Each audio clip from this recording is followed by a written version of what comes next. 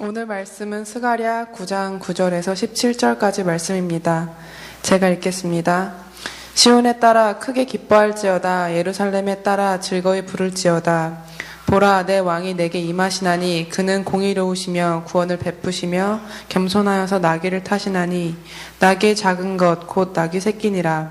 내가 에브라임의 병거와 예루살렘의 말을 끊겠고 전쟁하는 활도 끊으리니 그가 이방 사람에게 화평을 전할 것이요 그의 통치는 바다에서 바다까지 이르고 유브라데 강에서 땅 끝까지 이르리라. 또 너로 말할진대 내 언약의 피로 말미암아 내가 내 갇힌 자들을 물 없는 구덩이에서 놓았나니 갇혀있으나 소망을 품은 자들아 너희는 요새로 돌아올지니라. 내가 오늘도 이르노라. 내가 내게 갑절이나 갚을 것이라. 내가 유다를 당긴 활로 삼고 에브라임을 끼운 화살로 삼았으니 시온아, 내가 내 자식들을 일으켜 헬라 자식들을 치게 하며 너를 용사의 칼과 같게 하리라. 여호와께서 그들 위에 나타나서 그들의 화살을 번개같이 쏘아내실 것이며 주 여호와께서 나팔을 불게 하시며 남방 회오리 바람을 타고 가실 것이라. 만군의 여호와께서 그들을 호위하시리니 그들이 원수를 삼키며 물맷돌을 밟을 것이며 그들이 피를 마시고 즐거이 부르기를 술 취한 것 같이 할 것인즉 피가 가득한 동이와도 같고 피 묻은 제단 모퉁이와도 같을 것이라. 이날에 그들의 하나님 여호와께서 그들을 자기 백성이 양떼같이 구원하시리니 그들이 왕관의 보석같이 여호와의 땅에 빛나리로다. 그의 형통함과 그의 아름다움이 어찌 그리 큰지 곡식은 청년을 새 포도주는 처녀를 강건하게 하리라. 자, 오늘은 여러분 오늘 당신은 메시아를 갈망하십니까? Are you desiring the Savior? 이 정도 되겠죠. 예, 구원자를 갈망하십니까? 라는 주제로 질문으로 말씀을 전하겠습니다. 여러분은 어떤 시대를 살고 계세요? 여러분이 사는 삶 가운데 희망이 가득합니까? 아니면 앞이 캄캄합니까? 어떠세요? 아니면 그 어둠과 빛 가운데 어딘가에 이렇게 있으세요? 예, 다 어딘가에는 있겠죠? 예, 앞이 전혀 안 보일 수도 있고 2018년을 또 기대할 수도 있고. 자, 다른 질문을 한번 하는 거죠. 여러분은 오늘 여러분들의 그 상황 가운데에서 건져내실 구원자, 마사야가 필요하신가요? 어떠세요? 내가 빠져나올 수 없는 절망의 상태에서 나를 건져내시는 왕, 소망하십니까? 예, 마사야는 기름 부음 받은 자를 마사야라고 해요. 메시아라고 하죠. 예, 헬라어로는 크리스토스, 그리스도 같은 말입니다. 예, 유대인들에게 마사야는 기름 부음 받은 사람은 세 종류의 사람이 있죠. 누구죠? 왕, 제사장, 선지자. 예, 마사야, 구원의 왕, 제사장, 선지자죠. 자, 스가랴가 살던 시대, 오늘 이제 두 번째 말씀이지만 또 감사하게도 마지막 말씀이에요. 스가랴, 예, 오늘 두 번째 말씀인데 감사하죠. 예, 저도 감사합니다. 자, 스가랴가 살던 시대는 지난주에 살펴봤지만 절망의 시대예요. 예, 절망의 시대예요. 그들이 다시 예루살렘에 돌아왔지만 성전을 다시 짓는 것들이 너무나도 어렵습니다. 삶이 만만치 않죠? 그래서 10년, 20년을 그냥 보냈어요. 그런 와중에 하나님께서 스가랴에게 나타나셔서 환상을 보여주시고 또 힘을 주시고 그렇게 재건축을 할 수 있도록 또 일하셨어요. 자, 스가랴서는 1장에서 8장 그리고 9장에서 14장 두 파트로 나뉘어집니다. 쓰여진 시기가 좀 다르다고 보고 있어요. 그래서 1장과 8장 구원 환상 가운데에서는 성전 재건축을 할 수 있게끔 역사하신 하나님 우리가 좀 더 주목해서 보게 되고요. 9장에서 14장은 실은 그 후의 사건으로 우리가 생각을 합니다. 9장에서 14장에는 그 날에 대해서 얘기를 해요. 그 날은 구원자가 오시는 날이에요. 구원의 날이에요. 그 날에 대해서 이야기를 하고요. 그리고 그 날의 중심에는 누가 있냐면 마사야가 있어요. 구원자가 있어요. 이 구원의 날은 이 마사야를 통해서 이루어지는 날이기 때문에 그렇습니다. 자, 성전을 건축했습니다. 그런데 일상은 변하지 않았어요. 여전히 사마리아의 세력과 그 삶과 언제 다시 그 하나님의 그 영광, 다윗의 영광이 이 땅 가운데 이루어질지 요원해 보여요. 여전히 페르시아의 지배 가운데 있습니다. 성전은 건축했는데 아무런 변화가 없어요.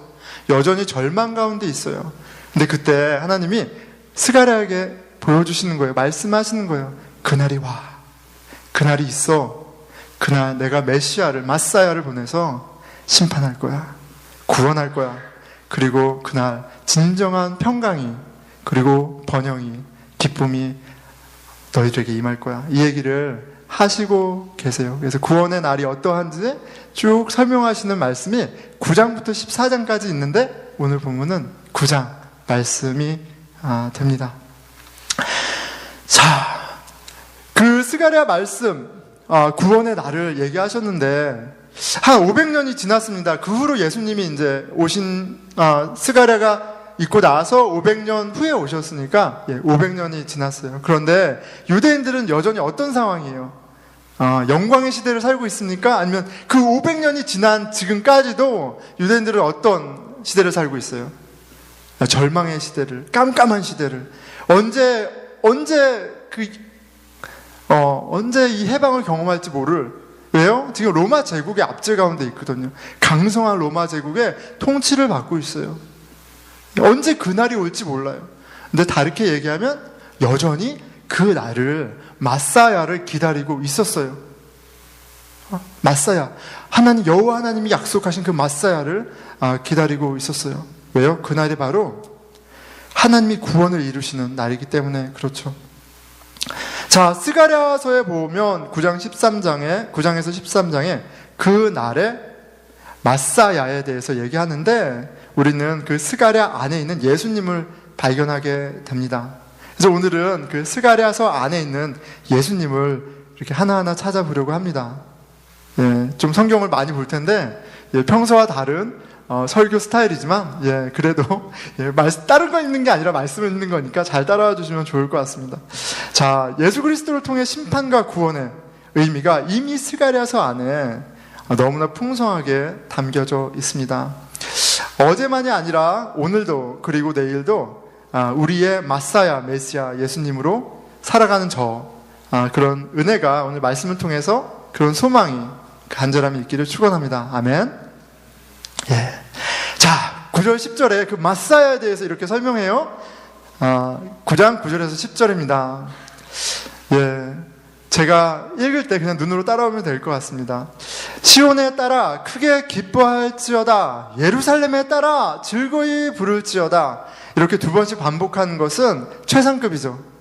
진짜 환호에 가득 찬 그런 즐거움을 얘기하는 거예요. 보라, 내 왕이 내게 임하시나니, Behold, your king is coming to you. 마사야가 오는 날을 얘기해요. 그는 공의로우시며 구원을 베푸시며 겸손하여서 나귀를 타시나니, He is humble and mounted on a donkey. 나귀의 작은 것, 곧 나귀 새끼니라. 여러분, 나귀 새끼를 타고 예루살렘에 입성하신 분, 그 마사야 누군가요? 예수님이죠. 예수님을 얘기하고 있는 거예요. 내가 에브라임의 병거와 예루살렘의 말을 끊겠고, 자, 에브라임은 북이스라엘의 대표적인 지파예요. 그리고 예루살렘은 남유다를 얘기하는 거예요. 그러니까 에브라임과 예루살렘은 하나님의 백성 전체를 얘기하는 겁니다. 그들의 무기를 끊겠다고 얘기하세요. 어떤 연유예요? 전쟁하는 활도 끊으리니 그가 이방 사람에게 화평을 전할 것이요. 이제 하나님이 보내신 마사야가 오시면 이제 평화의 시대가 열리는 거예요. 이제 전쟁이 더 이상 필요 없어요. 이 강력한 왕 마사야가 다스리는 나라는 전쟁이 필요 없어요. 그의 통치는 바다에서 바다까지 이르고 유브라데스 강에서 땅끝까지 이르리라. 바다에서 바다까지, 유브라데스에서 땅끝까지, 온 천하에, 하늘 아래에 이제 마사야의 통치가 이루어질 것이야. 이런 예언을 하고 있습니다. 오실 왕 메시아는 공의로우신 왕이에요. 그는 구원을 베풀며 겸손합니다. 이 땅의 궁극적인 평화를, 샬롬을 이루시는 왕이세요. 자, 우리는 복음서를 통해서 예루살렘에 입성하는 예수님의 모습을 다 기억합니다. 예루살렘에 나귀를 타고 오실 때 사람들이 어때요? 열렬히 환호하죠. 열렬히 환호합니다. 근데 그 열렬히 환호하는 이유가 있어요. 왜 했겠어요? 유대인들에게는 마사야가 어서 오시기를 하는 메시아닉 익스펙테이션이 있었어요. 마사야가 와서 우리를 구원해 주시기를 간절히 구하는, 얼마 동안요? 자그마치 500년 동안. 그런데 지금 온갖 기적과 이사로 하나님의 나라의 메시지로 소문이 무성한 그분이, 나사렛 예수가 덩키를 타고 와요. 그런데 스가랴가 이미 얘기했던 모습이에요. 그래서 환호하는 거죠. 자, 그 말씀 우리가 보겠습니다. 마태복음 21장 1절에서 11절이에요. 그들이 예루살렘에 가까이 가서, 누굽니까? 예수님과 제자들이죠. 감람산 벳박에 이르렀을 때 예수께서 두 제자를 보내시며 이르시되 너희는 맞은편 마을로 가라. 그리하면 곧 메인 나귀와 나귀 새끼가 함께 있을 것이라. 풀어 내게로 끌고 오라. 만일 누가 무슨 말을 하거든 주가 쓰시겠다 하라. 그리하면 즉시 보내리라 하시니. 자, 이유가 있었어요. 4절이에요. 이는 선지자를 통하여 하신 말씀을 이루려 하심이라. 뭐예요? 선지자를 통하여 하신 그 말씀을, 그 예언을 fulfill 하기 위해서 나귀를 가져오라 하셨대요. 근데 그 선지자가 누구예요? 스가랴죠. 스가랴를 통해서 예언하신 것을 마사야이신 예수님이 fulfill 하기 위해서 나귀를 가져오라고 하신 거예요. 예, 5절이죠. 시온 딸에게 이르기를 내 왕이 내게 임하나니 그는 겸손하여 나귀 곧 멍에 매는 짐승의 새끼를 탔도다 하라 하였느니라. 예, 스가랴의 말씀을 인용하십니다. 겸손의 왕, 작은 새끼 나귀, 짐을 지고 가는 동물이에요. 근데 그 짐을 지는 나귀 위에 앉으셨으니 얼마나 겸손합니까? 제자들이 가서 예수께 명하신 대로 하여 나귀와 나귀 새끼를 끌고 와서 자기들의 겉옷을 그 위에 얹음에 예수께서 그 위에 타시니, 이 겉옷은 신분과 재산을 의미합니다. 그러니까 겉옷을 위에 올렸다 내지는 땅에 깔았다, 이런 것은 진정한 왕에 대한 순종, 왕을 인정하는 어떤 구체적인 행위가 되는 거예요. 자, 마사야에 대한 고백이 되겠죠. 무리의 대다수는 그들의 겉옷을 길에 펴고 다들 이들의 나뭇가지를 베어 길에 펴고, 9절, 앞에서 가고 뒤에서 따르는 무리가 소리 높여 이르되 호산나 다윗의 자손이여 찬송하리로다. 주의 이름으로 오시는 이여 가장 높은 곳에서 호산나 하더라. 호산나가 무슨 뜻이에요? 우리를 구원하소서 하는 거예요. 우리를 구원하소서. 스가랴를 통해 예언된 약속되신 마사야요, 구원자셔. 우리를 구원하소서. 이렇게 소리 높여 부르고 있는 거예요. 이스라엘 백성들이 마사야를 기다리고 있었고요, 구원자를 기다리고 있었고요, 나귀를 타고 오시는 예수님을 보고 그 구원자를 본 거예요. 어서 구원하십시오. 그런데 거기에는 어떤 의미가 임플라이 되어 있는 거예요? 어서 심판하십시오. 어서 로마 제국을 심판하시고 이 압제로부터 우리를 건져내소서. 그래서 진정한 평화를, 번영을, 기쁨을 우리에게 주소서. 이 얘기를 하는 거죠. 예수께서 예루살렘에 들어가시니 온 성이 소동하여 이르되 이는 누구냐 하거늘 무리가 이르되 갈릴리 나사렛에서 나온 선지자 마사야 예수라 하니라. 자, 예수님은 스가랴 이후로 이스라엘이 500년간, 50년도 아니에요, 500여 년간 기다리고 갈망하고 갈망하던 그 메시아입니다. 그날에 심판하시고 당신의 백성을 구원하세요. 그 악한 세력들을, 당신의 백성을 올가매고 있는 세력을 심판하시고 구원하신다고요. 그리고 그 구원 가운데 진정한 평화를, 잔치를 베푸십니다. 그 모습이 9장 16절 17절에 있죠. 이날에 그들의 하나님 여호와께서 그들을 자기 백성의 양떼같이 구원하시리니 그들이 왕관의 보석같이 여호와의 땅에 빛나리로다. 왕관의 보석이요. 가장 글로리어스한 그런 모습처럼 이 온 만물 가운데 가장 글로리파이 될 거라고 얘기하시는 거예요. 그의 형통함과 그의 아름다움이 어찌 그리 큰지 곡식은 청년을 새 퍼져주는 처녀를 강건하게 하리라. 예. 풍요와 기쁨을 이렇게 이야기합니다. 하나님의 심판, 구원 후에 있을 번영과 기쁨은 너무너무 사모할 만한 모습인 거예요. 자, 이제 그날만을 기다리고 있습니다. 자, 그런데 이런 구원, 이 번영 전에 뭐가 있다고요? 심판이 있어요. 심판. 그 심판에 대해서 오늘 본문 말씀을 한번 보겠습니다. 13절에서 15절이에요. 자, 내가 유다를 당긴 활로 삼고 에브라임을 끼운 화살로 삼았으니, 자, 에브라임은 북이스라엘이라고 얘기했습니다. 유다를 북이스라엘을, 그러니까 하나님의 백성을 무기로 삼으셨어요. 그런 다음에 시온아, 내가 내 자식들을 일으켜 헬라 자식들을 치게 하며 너를 용사의 칼과 같게 하리라. 어떻게 심판하세요? 하나님의 백성을 용사의 칼과 같이 해서 헬라의 자식들을 친대요. 헬라의 자식들은 이방인들이죠. 이방인의 자식들을 치시겠다고 얘기를 하세요. 여호와께서 그들 위에 나타나서 그들의 화살을 번개같이 쏘아내실 것이며 주 여호와께서 나팔을 불게 하시며 남방 회오리 바람을 타고 가실 것이라. 엑스트라 오디너리한 슈퍼내추럴한 그런 임재로 역사하심으로 이 전쟁을 이끄시겠다고 얘기하시는 거예요.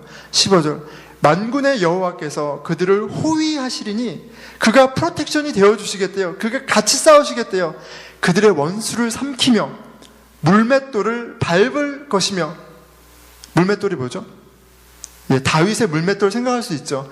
전쟁 무기예요. 싸우는 무기예요. 근데 그 물맷돌을 받는다고 얘기해요. 새 번역에서는 물맷돌 던지는 사람을 받는다고 번역했어요. 적의 능력을, 힘을 완전히 제압하시겠다고 얘기를 하시는 거예요. 자, 그리고 그들이 피를 마시고 즐거이 부르기를 술 취한 것 같이 할 것인지, 피가 가득한 동이와도 같고 피 묻은 제단 모퉁이와도 같을 것이라. 자, 심판의 모습입니다. 정의로우신 하나님의 심판, 어떤 모습입니까? 맹렬하죠. 어떤 모습이에요? 피바다예요. 피바다. 악을 완전히 쓸어버리시는데, 완전히 없애시는데, 악의 세력을 완전히 제압하시는데 어떠한 그레이스도 없어요. 피가 강을 이룹니다. 피가 강을 이뤄요. 자, 여러분, 호산나 다윗의 왕이요, 어린 나귀를 타고 오시는 그 예수님을 보고 마시아를 생각하고 기대하고 이제 구원을 노래하는 이들이 마음 가운데 지금 뭐가 있을까요? 심판이에요. 이제 우리가 여태까지 진짜 부끄럼 당하고 무시당하고 괄시당했는데 이제 하나님이 우리 힘이 돼서 싹 쓸어버리고 다 뒤집어 엎을 것을 기대했는지도 몰라요. 기대했는지도 몰라요. 그런 소문이 있잖아요. 엑스트라 오디너리한 파워가 있다는 얘기를 또 들었잖아요. 자, 그런데 그들이 스가랴서에서 알고 있던 마시아, 그들이 기대했던 메시아와 예수님이 좀 달라요. 너무 다르죠. 대제사장 그 무리들에게 맥없이 끌려가요. 뺨을 맞고 모욕을 당하고 수욕을 당하고, 그리고 총독 빌라도에게 끌려가요. 그런 모습들이 실은 유대인들이 생각했던 파워풀한 그 진짜 맹렬한 능력의 하나님하고는 메시아하고는 너무 매칭되지 않는 모습입니다. 어쩌면 유대인들은 그렇게 맥없이 끌려가고 십자가에 죽는 예수를 바라보며 이렇게 생각했을지도 몰라요. 아니었나 보다. 그 메시아가 이 메시아가 아니었나 보네. 심판이 일어나지 않네. 구원이 없네. 이렇게 생각했을지도 모르겠어요. 왜 스가랴에서 보는 그 맹렬한 심판이 일어나지 않았잖아요. 자, 그런데 스가랴는 참 이상해요. 왜냐면 그냥 일관되게 그 파워풀한 메시아를 보여주면은 이해하기가 쉬운데, 그 힘센 전능의 칼의 메시아를 계속 보여주면 쉬운데, 그런 파워풀한 모습하고 컨트라스팅 되는 맞지 않는 그림들을 계속 얘기해요. 예수님을 알지 않고는 풀리지 않는 메시아의 그림들이 스가랴서에는 계속 나타납니다. 너무나도 모순된, 이해하기 힘든 그림들이 있어요. 자, 그런데 사실 예루살렘에 입성하는 메시아의 모습부터가 좀 이상하잖아요. 그렇게 전능하고 힘이 센 왕이라면 백마를 타고 진짜 번쩍번쩍이는 갑옷을 입고 진짜 깃발을 높이 든 군대를 데리고 와서 진짜 적을 짓밟으면서 들어와야 될 텐데, 그런 이상을 얘기해야 될 텐데 그렇게 하지도 않았고 예수님은 그렇게 오시지도 않았죠. 자, 세상을 심판하셔서 악인의 피로 바다를 이루시고 구원하시는 메시아, 그래야 될 메시아와는 전혀 매칭되지 않는 모습이 소개됩니다. 스가랴가 보여주는 승리의 왕 메시아는 배반당하고 매를 맞고 찔림을 당하는 너무나 이상한, 이해할 수 없는 구원자예요. 우리 인간의 이성으로는 절대 이해할 수 없는 그 메시지를 하나님께서 스가랴에게 보여주셨어요. 이상을. 유대인들은 전혀 이해하지 못했을 거예요. 마사야가 오면 심판이 있고 구원이 있고 평강이 있을 거라는 것은 아니까 마사야를 기대는 했지만, 스가랴서에서 보이는 이 모순된, 이해할 수 없는 모습은 풀리지 않는 숙제였을 거예요. 그런데 예수님을 통해서 다 풀리죠. 오늘 그 모습을 한번 스가랴 말씀 가운데 나타난 이해할 수 없는 메시아의 모습을 예수님의 모습과 함께 보면서 풀어보도록 하겠습니다. 자, 11장 12절 13절에 보면 은 30냥 이야기가 나오죠. 내가 그들에게 이르되, 지금 스가랴가 악한 목자들에게 얘기하는 거예요. 악한 목자들. 스가랴가 이제 목자가 되어서 양을 돌봤어요. 네. 하나님 시키셨죠. 자, 진짜 악한 목자들에게 얘기합니다. 그런데 이 악한 목자들은 이스라엘의 리더들을 얘기하는 것이기도 해요. 너희가 좋게 여기거든 내 품삯을 내게 주고 그렇지 아니하거든 그만두라. 그들이 곧 은 30개를 달아서 내 품삯을 삼은지라. 하나님이 시키셔서 양들을 돌봤어요. 근데 그 양들에게는 이미 주어진 목자가 있었어요. 그래서 그 목자들에게 내 품삯을 달라고 요구했어요. 근데 그 목자들이 매겨준 품삯이 은 30개예요. 은 30개. 자, 그런데 이 은 30개가 의미하는 바가 있죠. 은 30개는 노예의 값이에요. 노예의 값. 다르게 얘기하면 아주 큰 밸류가 있는, 그러니까 큰 돈은 아니에요. 노예 한 명 살 정도의 값이에요. 자, 이 대우에 대해서 하나님이 이렇게 얘기합니다. 3절, 13절. 여호와께서 내게 이르시되 그들이 나를 헤아린 바 그 삭을 토기장에게 던지라. 지금 스가랴에게 은 30전을 준 거에 대해서 하나님 뭐라고 하시냐면, 그들이, 그 악한 목자들이, 이스라엘의 리더들이 나 하나님 여호와를 홀대했다, 은 30전 정도로 뿐이 여기지 않았다, 이렇게 얘기하세요. 토기장에게 버려버려, 이렇게 얘기하시는 거예요. 그래서 그 말씀을 듣고 토기장에게 버리죠. 은 30냥은 악한 목자들이 하나님을 얼마나 가볍게 보는지를 보여주는 사건입니다. 그리고 오실 메시아가 어떻게 배신당할지, 어떻게 무시당할지, 어떻게 팔릴지 보여주는 예언이기도 해요. 마태복음 26장 14절에서 15절이죠. 그때 12 중에 하나인 가롯 유다라 하는 자가, 자, 마태복음 26장 이 장면은 예수님께서 예루살렘에 입성하신 후에요. 호산나 다윗의 왕이여 라고 그런 웰커밍을 받고 들어온 후에 있는 사건이에요. 십자가 사건을 앞둔 그 모멘에 있었던 일이죠. 그때 12 중에 하나인 가롯 유다라는 자가 대제사장에게 가서 말하되 내가 예수를 너희에게 넘겨주리니 얼마나 주려느냐 하니 그들이 은 30을 달아 주거늘. 마사야의 몸값으로 노예의 값을 쳐서 가롯 유다에게 주었어요. 하나님을 얼마나 가볍게 여기는지, 그 메시아를 얼마나 가볍게 여기는지 이 은 30전에 나타나 있어요. 그리고 스가랴에게 말씀하신 그 마사야가 바로 예수님이라는 걸 보여주는 것이기도 합니다. 자, 이제 그 돈을 받고 넘겨줬죠. 그리고 대제사장의 무리에 가서 모욕을 당했습니다. 그리고 이제 로마 총독에게 끌려갔어요. 27장 3절에서 10절이에요. 그때 예수를 판 유다가 그의 정죄됨을 보고 스스로 뉘우쳐 그 은 30을 대제사장들로 장로들에게 도로 갖다 주며 이르되 내가 무지한 피를 팔고 죄를 범하였도다 하니 그들이 이르되 그것이 우리에게 무슨 상관이냐 내가 당하라 하거늘 5절 유다가 은을 성소에 던져놓고 성전이죠 물러가서 스스로 목매어 죽은지라. 대제사장들은 그 은을 거두며 이르되 이것은 피값이라 성전구에 넣어둠이 옳지 않다 하고 의논한 후 이것을 토기장이의 밭을 사서 나그네의 묘지를 삼았으니 그러므로 오늘날까지 그 밭을 피밭이라 일컫느니라. 누구에게 줬어요? 토기장이에게 주었어요.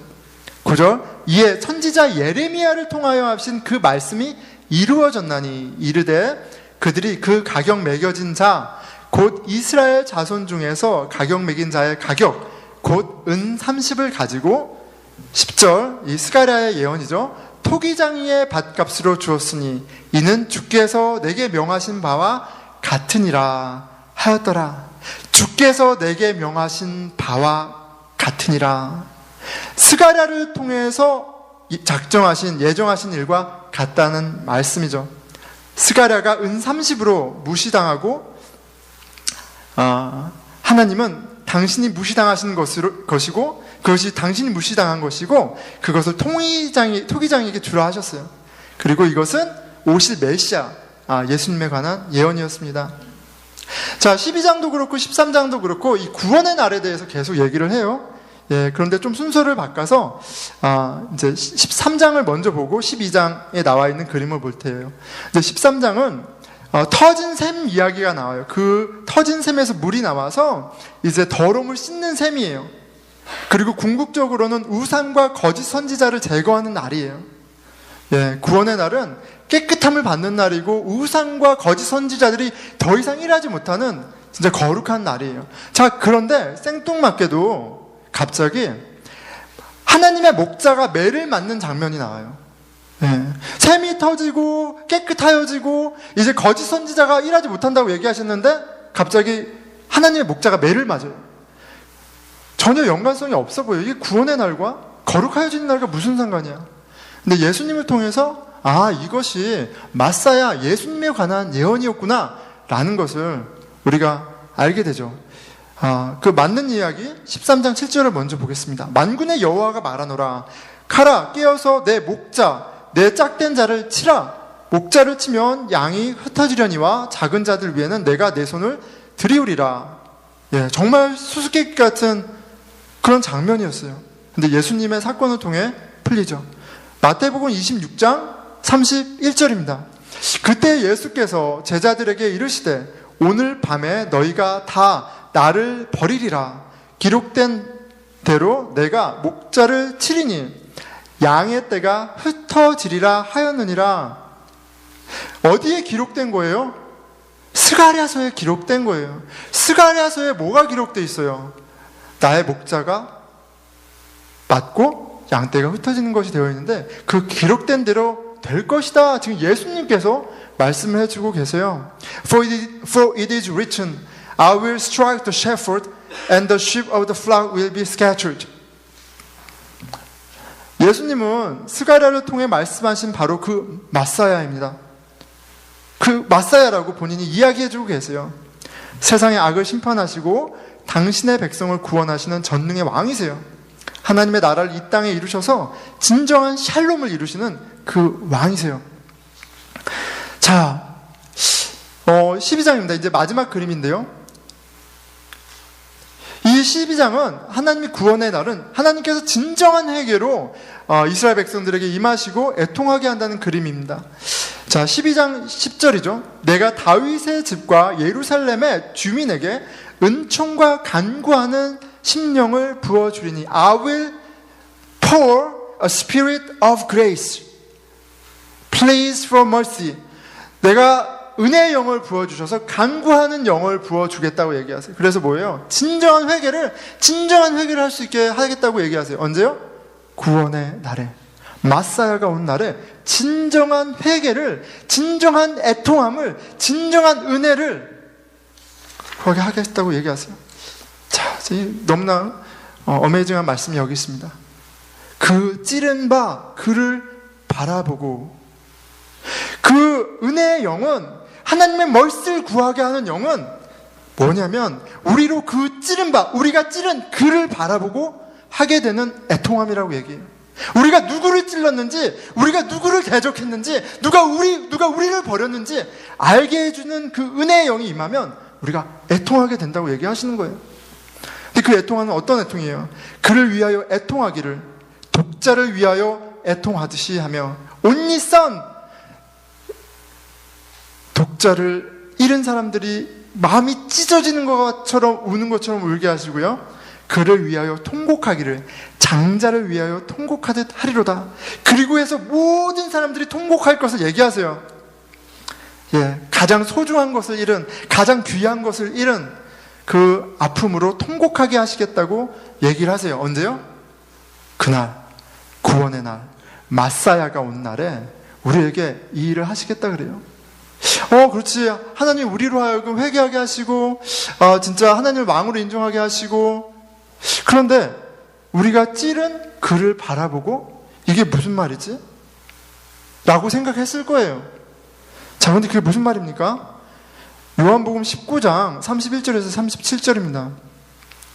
이날은 준비일이라 유대인들은 그 안식일이 큰 날이므로 예수님이 십자가에 못 박혀 죽으신 후에요, 그 안식일에 시체들을 십자가에 두지 않으려 하여 빌라도에게 그들의 다리를 꺾어 시체를 치워달라 하니, 다리를 꺾어 시체를 치워달라고 한 것은 예수님 옆에, 양 옆에 죄인들이 있었죠. 그런데 아직 죽지 않았어요. 예수님은 돌아가셨지만 아직 그 사람들은 숨이 붙어 있어요. 그런데 다리를 꺾으면 컬랩스 돼서 숨을 못 쉬어요. 그래서 운명하는 거예요. 아직 죽지 않았으니까 다리를 꺾어서 빨리 치워주세요, 이렇게 얘기한 거예요. 자, 그런데 예수께 이르러서는 이미 죽으신 것을 보고 다리를 꺾지 아니하고, 근데 예수님은 꺾을 필요가 없죠. 이미 운명하셨어요. 그중 한 군인이 창으로 옆구리를 찌르니 곧 피와 불이 나오더라. 하지만 죽은 거를 확인해야 되기 때문에 옆구리에 창을 찔러서 그 몸에 있는 피와 물을 다 쏟게 해요. 피바다가 되게 합니다. 35절, 이를 본 자가 증언하였으니 그 증언이 참이라. 그가 자기의 말하는 것이 참인 줄 알고 너희로 믿게 하려 함이니라. 이 피쏟음에 대해서 얘기하는 거죠. 이 일이 일어난 것은 그 뼈가 하나도 꺾이지 아니하리라 한 성경을 응하게 하려 함이라. 그런데 무엇보다도 37절, 또 다른 성경에 이르기를, 이 또 다른 성경은 뭐예요? 스가랴죠. 그들이 그 찌른 자를 보리라 하였느니라. 그들이 그 찌른 자를 보리라 하였느니라. 그들로 하여금 진정한 통회와 통곡과 회개를 하게 하는 그 찌른 자를 보게 하기 위해서 예수님이 피를 쏟으셨다고 얘기를 하고 있어요. 스가랴가서에서 얘기하는 그 구원자, 심판자, 예수님이 너무나도 분명합니다. 그런데 그 마사야는 오늘 본문에서 보는 그 강철, 악인을 피바다로 진짜 뭉개고 악인들의 피를 철철 흘리게 하는 그런 정의의 하나님이 아니세요. 너무나 이상하세요. 분명히 말씀을 통해서 보니까 스가랴가 얘기한 그 마사야가 예수님인데, 예수님은 원수들, 배반하는 자들, 악인들을 처단하신 게 아니라, 그들의 피를 쏟게 하신 게 아니라 지금 어떻게 하고 계세요? 자신의 피를 쏟으세요. 자신의 피를 쏟아서 부으세요. 무엇을 알 수 있나요? 하나님의 심판은 이스라엘 사람들 생각에는 하나님을 믿지 않고 다른 우상을 섬기고 헬라인에게만 국한되어 있는 것이라고 생각했는지 모르겠어요. 로마 제국 사람들에게 국한되어 있는 거라고 생각했는지 모르겠어요. 그런데 그렇지 않죠. 하나님의 백성임에도 불구하고, 그리스도인임에도 불구하고 하나님을 배반하고 버리고 찔은 유대인들에게도 실은 정의의 하나님에게는 동일한 심판이 있을 수밖에 없는 거예요. 그런데 예수님께서 그 심판대에 오르셔서 그 심판의 값으로 자기의 육신을, 자기의 피를 다 쏟으신 거예요. 그렇게 심판을 이루셨어요. 그리고 그 심판을 통해서 우리를 구원하신 것을 이 사건을 통해서 우리가 깨닫게 됩니다. 이 마사야, 우리의 인간의 이상으로는 이해할 수 없는 이 왕은 다른 선지서 이사야서 53장 고난받는 종으로 또한 소개가 되었죠. 예수님의 심판은 믿지 않는 사람들에게 국한된 것이 아니에요. 믿지만 예수님을 배반한 유대인들, 구원받았지만 여전히 하나님을 등지고 하나님하고 상관없이, 예수님하고 상관없이 살아가는 그런 저와 여러분 모두를 위해서 흘리신 피입니다.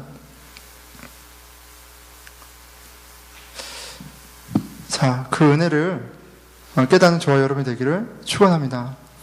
이사야서 53장을 제가 읽어드리겠습니다. 그는 주 앞에서 자라나기를 연한 순 같고 마른 땅에서 나온 뿌리 같아서 고운 모양도 없고 풍채도 없은즉 우리가 보기에 흠모할 만한 아름다운 것이 없도다. 그는 멸시를 받아 사람들에게 버림받았으며 간고를 많이 겪었으며 질고를 안 자라. 마치 사람들이 그에게서 얼굴을 가리는 것 같이 멸시를 당하였고 우리도 그를 귀히 여기지 아니하였도다. 그는 실로 우리의 질고를 지고 우리의 슬픔을 당하였거늘 우리는 생각하기를 그는 징벌을 받아 하나님께 맞으며 고난을 당한다 하였노라. 그가 찔림은 우리의 허물 때문이요 그가 상함은 우리의 죄악 때문이라. 그가 징계를 받음으로 우리는 평화를 누리고 그가 채찍에 맞음으로 우리는 나음을 받았도다. 우리는 다 양 같아서 그릇 행하여 각기 제 길로 갔거늘 여호와께서는 우리 모두의 죄악을 그에게 담당시키셨도다. 메시아가 오는 그 날은요, 마사야가 오는 날은 구원의 날입니다. 그런데 그 구원은 오직 심판을 통해서만 이루어지는 구원이에요. 그런데 그 심판은 나와 상관없는 이 세상 악에 대한 심판이 아니라 나의 죄를, 나의 배은 망독함을 포함한 세상의 악에 대한 심판이고요.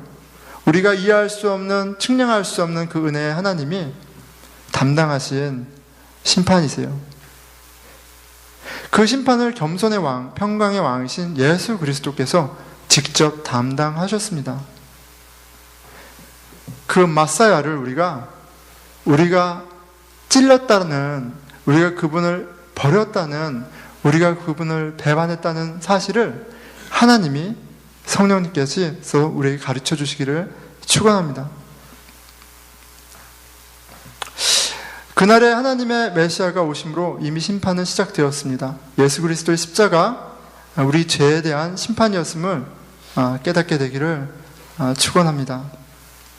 자, 말씀을 맺겠습니다. 여러분은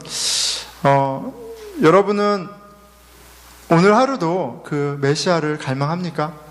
여러분들이 해결할 수 없는 이런 상황 가운데 여러분들을 건져주실 그분, 내가 감당할 수 없는 나의 모습으로부터, 나의 연약함으로부터, 내 죄악으로부터 나를 깨끗하게 하시고 구원하실 그 마사야를 오늘 하루도, 오늘 이 순간에도 간절히 구하고 있습니까? 성경은요,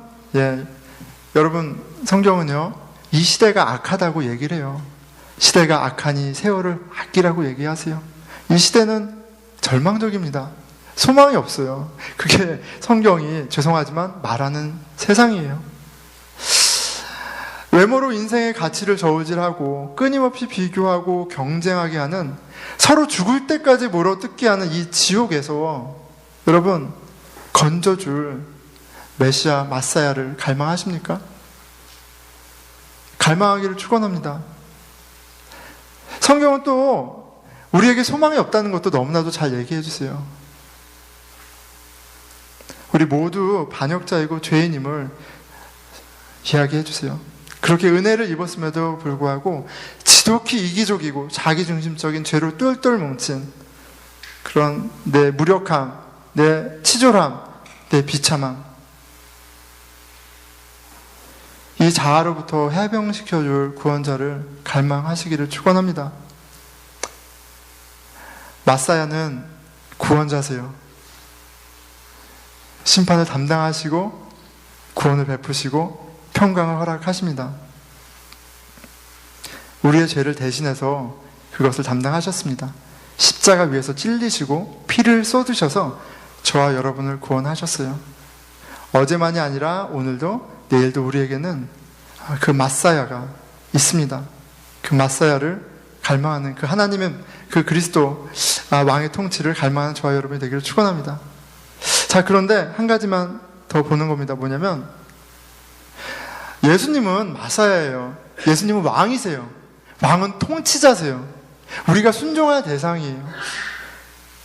우리가 값을 매길 수도 저울질할 수도 있는 대상이 아니에요. 그런데 우리가 예수님이 메시아라는 걸, 구원자라는 걸 은혜로 알았음에도 불구하고 우리가 예수님을 더 찾지 않는 건 어쩌면 우리가 예수님을 은 30점보다 못하게 생각하는지도 몰라요.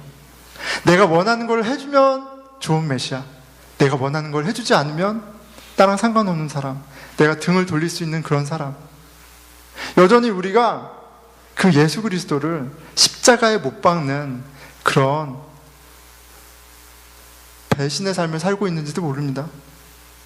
그런데 우리가 여전히 그분을 배신하고 여전히 그분을 버리고 여전히 십자가에 못 박음에도 불구하고 그분이 그의 피를 쏟음으로, 우리가 그분을 찔렸음에도 불구하고 그분이 그의 피를 쏟음으로, 그리고 부활하심으로 우리를 자녀 삼으셨다는 그 은혜가 어떠한지 성령님께서 가르쳐 주시기를 축원합니다. 이제 곧 크리스마스예요. 그렇죠? 예, 예수님이 태어난 진짜 생일은 알 수 없지만 예수님이 왜 오셨는지 다시 한번 깊이 생각할 수 있는 그런 시기인 것 같습니다. 하나님의 아들 예수님이 그 권능의 보좌에 내려서 비천한 인간의 모습으로, 그것도 가장 낮은 자리로 오신 이유가 무엇인지, 이것이 얼마나 크고 놀라운 기쁜 소식인지 이렇게 또 함께 묵상하며 크리스마스 예배를 고대했으면 좋겠습니다. 한 주간 이른 아침 기도 예수님 오심을 묵상하는 말씀으로 채워져 있는데요, 또 같이 했으면 좋겠습니다. 우리 잠깐 같이 기도하겠습니다.